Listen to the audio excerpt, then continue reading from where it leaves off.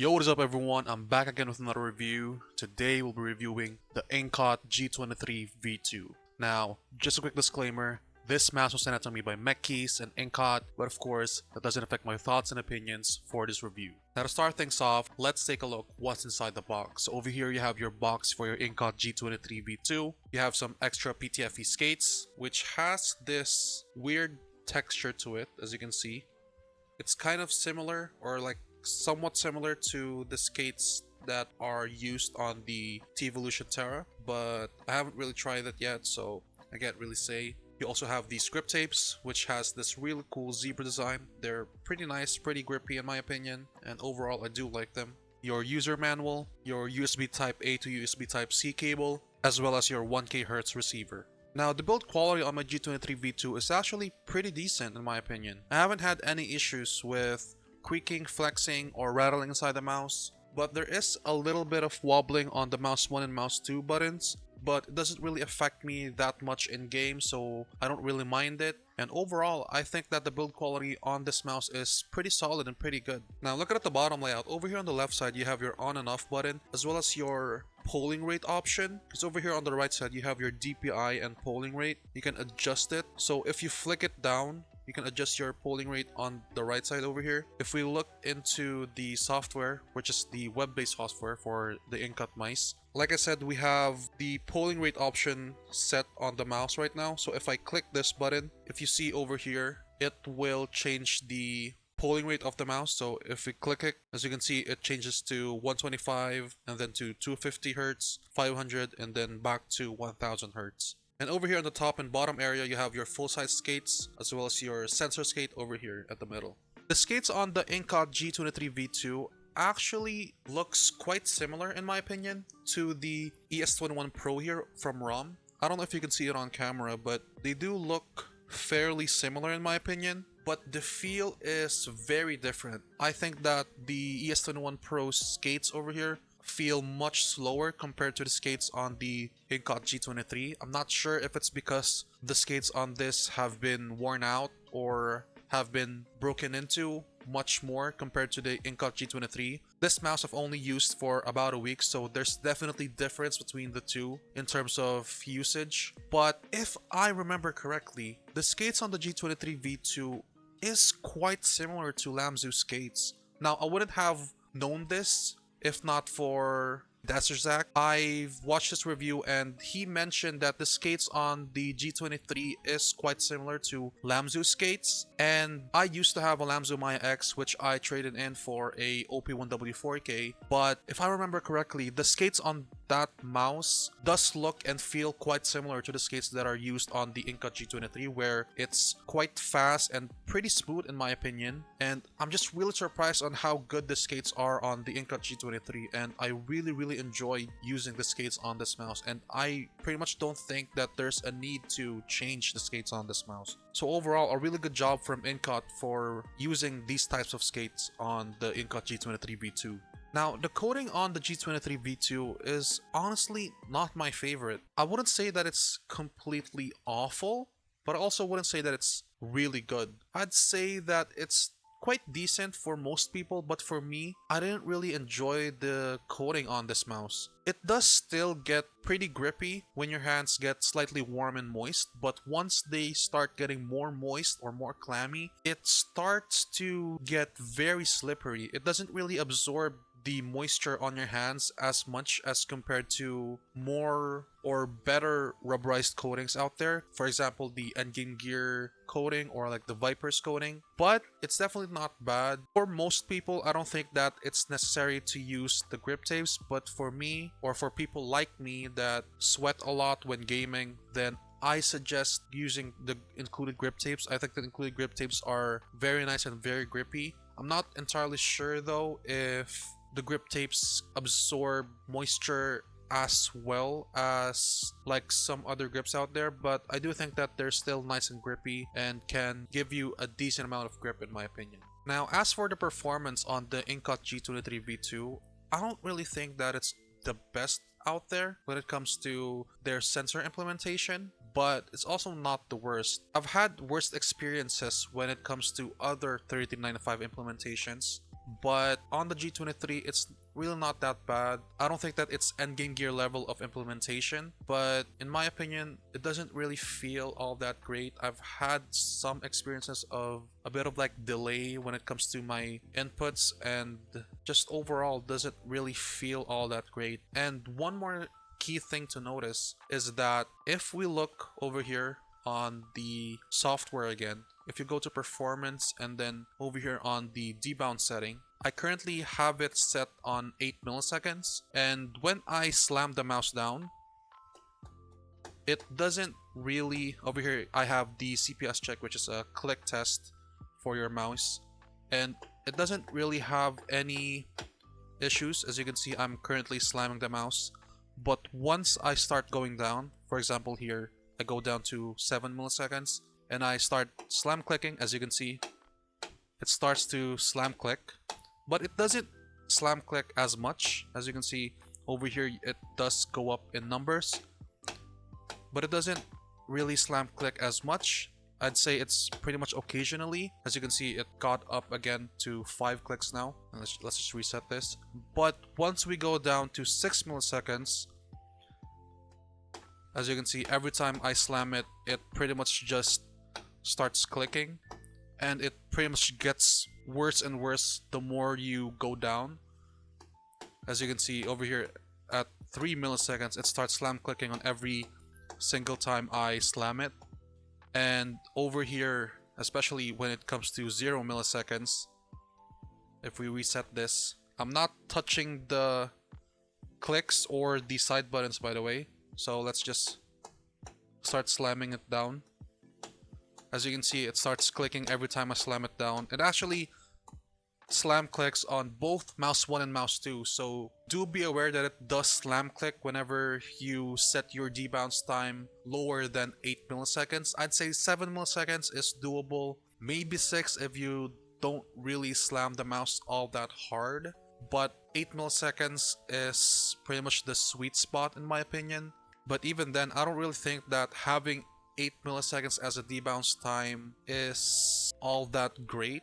I would still prefer having my mechanical switches all the way down to like 0 if I can, or at least 1 or 2 milliseconds, but obviously I can't really do that. As you can see, it just slams clicks every single time, and I'm not really a big fan of that happening. I didn't really enjoy that feature. I do wish that Incott would have a slam click filter similar to some other my softwares out there, but for now you pretty much really don't have that kind of filter, or at least I don't think you do. Maybe in the comment section down below you can maybe educate me if there is a slam click filter, but for now I don't really see any settings to turn on for that, so I'm not really sure. But I do believe that the switches on this is the new switches that Incott collaborated with Huano as their new switches for this mouse, and I do like the feel and sound of the switches on this mouse, but I'm just not really that big of a fan of it slam clicking when I set my debounce time lower than 6 milliseconds or even lower than 7 milliseconds. And overall, I don't really think that the performance on this mouse is all that great. It's not bad in my opinion, like I said. If you can live with having 8 milliseconds as a debounce time, and if you can live with the sensor implementation on this, like I said, the sensor implementation on this isn't all that bad, but it's definitely not the best in my opinion, or at least the best I've tried. And like I said, if you can live with those flaws or those issues, then it's still a pretty decent mouse, just a mouse not really for me. Now moving on to the shape of the G23 V2, I believe a lot of people are calling this a 1-to-1 or at least a near 1-to-1 clone of the G Pro Superlight, and me personally, I still have yet to use a G Pro Superlight, so I can't really confirm that. But if what those people are saying is true, that it is a 1-to-1 or near 1-to-1 clone of the Superlight, then I don't really think that I would want to use the Superlight anymore. I don't think that the G23's shape is all that bad. I can see why people like this shape or the GPX shape, but me personally, it doesn't really work all that well with my grip. I use a claw/fingertip hybrid, so I use my fingertips when doing micro adjustments as well as some vertical movements. and the mouse just feels too boring and too safe for me. I don't know. I can't really explain it all that well. I just really don't like the shape of it. I prefer mice that have more of a curvature over here, as you can see on the Viper. There's more curvature on the left and right area, or on the side of the mouse. Over here on the ES21 Pro, as you can see, it's much more noticeable. And even on the OP1 W4K over here, as you can see, even though it's flatter here on the front and middle area, it still has a little bit of a curvature over here on the back side, which does make this mouse feel much more comfortable for me. And as for the G23, it does have a little bit of curvature on the sides, but it's really not that great. It's really not as much as compared to these two mice over here, at least. And the hump, as you can see, it's more higher over here on this side, comparing it to the Viper, where it slopes much more aggressively here at the back, as well as the ES21 Pro, where it slopes much more over here on the back as well. And I don't know, I'm not really that big of a fan of the GPX shape after using this mouse. And I'm not really that big of a fan of the shape of the Incott G23 V2. And by the way, my hand size is 21 by 10 centimeters.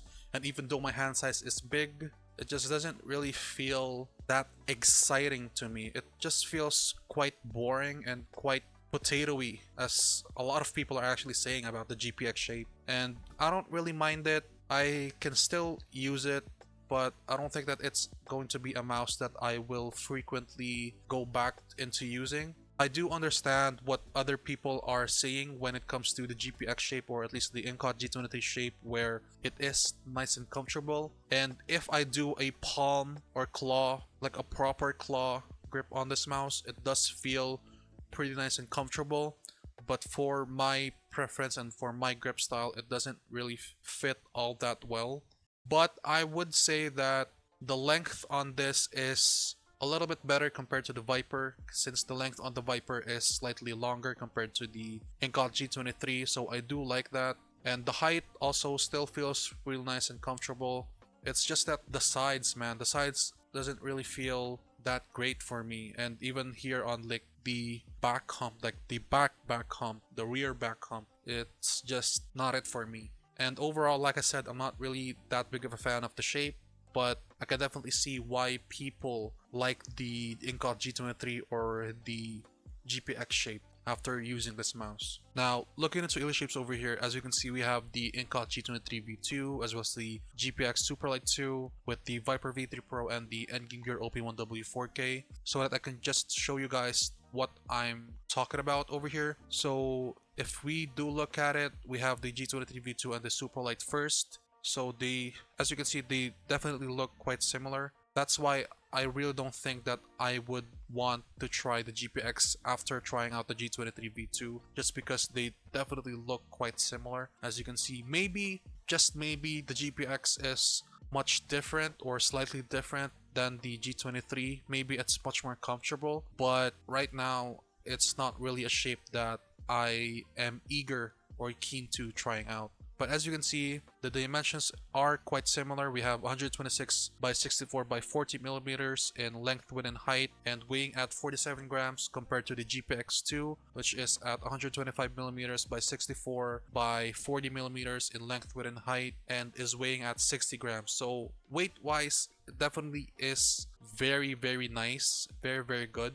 But yeah, like I said, the shape just isn't it for me. And let's just go and compare it to the Viper. As you can see, even though the Viper over here on the outlines are fairly similar to the Incott G23, but as I've shown you earlier, the Viper has more curves on the sides compared to the Incott G23. And that's why I said that if the Superlight is actually slightly different or much more different than the Incott G23, then I maybe, just maybe, would like to still try it. But for now, not really a mouse that I'm looking forward to. But looking at the Viper V3 Pro, we have 127 by 64 by 40 millimeters in length, width, and height, and the G23 V2 is still lighter compared to the Viper V3 Pro, which is weighing at 54 grams. And now comparing it to the OP1, obviously these are two completely different shapes, but I just wanted to show you guys what the OP1 looks like compared to the G23 V2. As you can see, the G23 V2 is much larger and much more wider compared to the OP1, especially over here on the front and middle area, where the OP1 is more narrow compared to the Incott G23 V2, and as well as the hump area. As you can see, the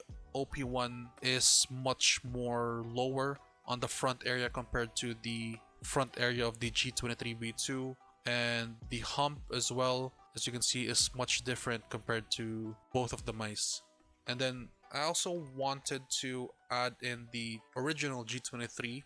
As you can see, they're pretty much just the same, and as you can see, they're pretty much just the same mouse. It's just that the original G23 is much heavier compared to the G23 V2, weighing it at 65 grams, as you can see over here. Now, looking at the specs on the G23 V2, there are two variants of the G23 V2. The one I have is the non-pro version, but there's also a pro version, and the difference are the sensors. Now, the G23 V2 non-pro, which is the one I have, like I said, has a Pixart PW3095 sensor, which supports up to 8000 Hz polling rate, but the non-pro version doesn't have the 8K dongle. You have to buy that separately, and it only has the 1K Hz dongle. But for the G23 V2 Pro, it has a Pixart PW3950 ES King sensor, which I believe is their own implementation on the 3950 sensor, and it also supports up to 8000 Hz polling rate, and I believe this one does have included in the 8K Hz dongle. And then over here you also have your Incott G23 Pro. Now, the difference between the